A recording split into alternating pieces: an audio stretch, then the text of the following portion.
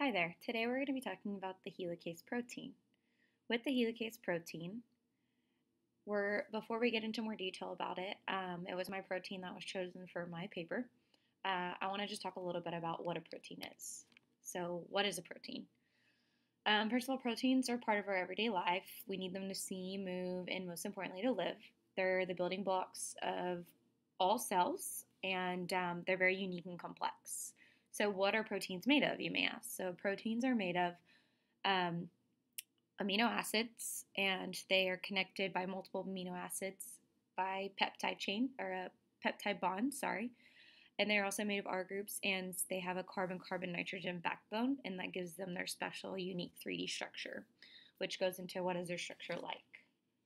Their structure is unique in that they need a specific amino acid sequence, and with that sequence, they make some type of structure, and it can be primary, secondary, tertiary, or quaternary. And I'll go over what those structures are, but each of these structures is important in its own way.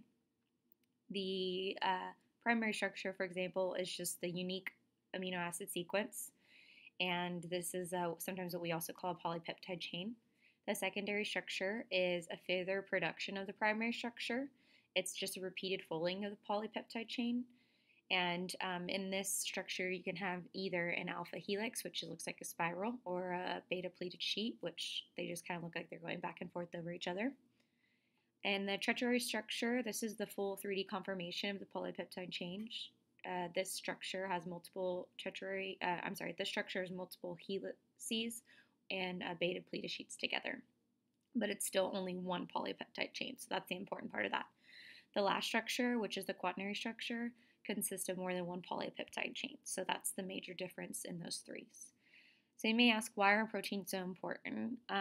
Proteins are important to us because the functions that they do, they happen daily, multiple times a day, such as carrying cells to one another, working to generate movements in the cells, functioning to provide mechanical support to cells, and catalyzing cells. All these things are important because they do something in our body, and without them, we wouldn't be able to live as humans.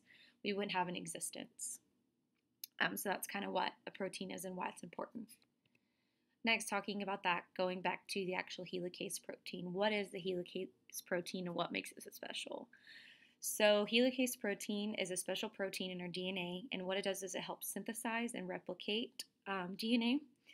It uses ATP energy to break the hydrogen bond and separate the double helix, and then allows for the rest of replication to happen. And when it's separated, it's kind of opening up this chain of saying, here I'm open, come use what you need to.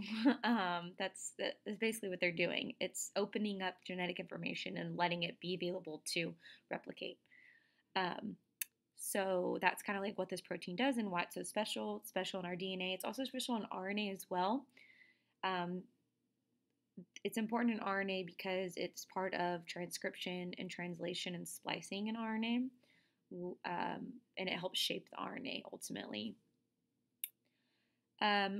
What is its structure like? So helicase protein is a quaternary structure.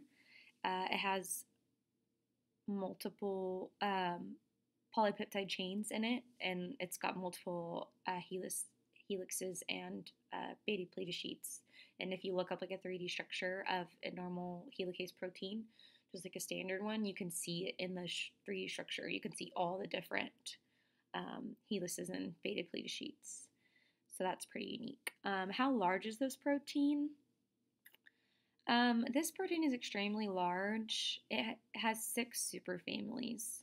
So, and each superfamily has a unique motif sequence, and a motif is just a highly conserved amino acid sequence, and that's how they group this protein into certain families and then superfamilies. So, just to give you an idea of how large this protein and how many different types of it there are. So, just a little bit about the helicase protein. Next is diseases and mutations. This is really important in this protein. This protein has been known to cause a lot of diseases and mutations because it's so complex. In just the human genome alone, there's 95 non-redundant helicase proteins that are encoded. 64 of these are RNA and 31 are DNA.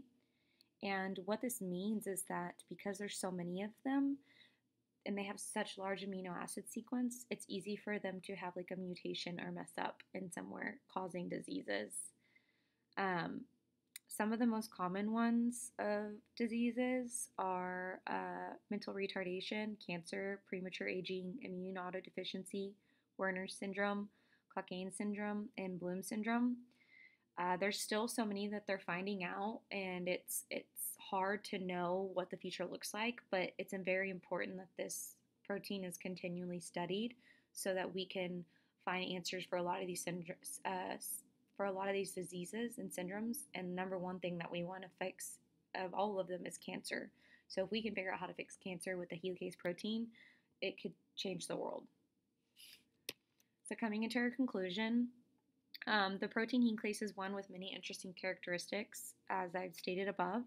It's not only important for DNA and RNA, but it plays a large role in many of the common diseases, including cancer, and ways that we can fix them.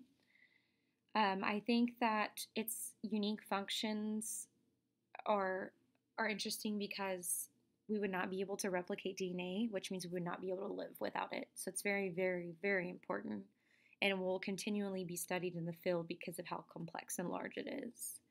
I think the more we study this protein, it'll open more doors and more questions and more answers for us. And that's just a shorter version of my paper, and I can't wait for you to read it. Thanks.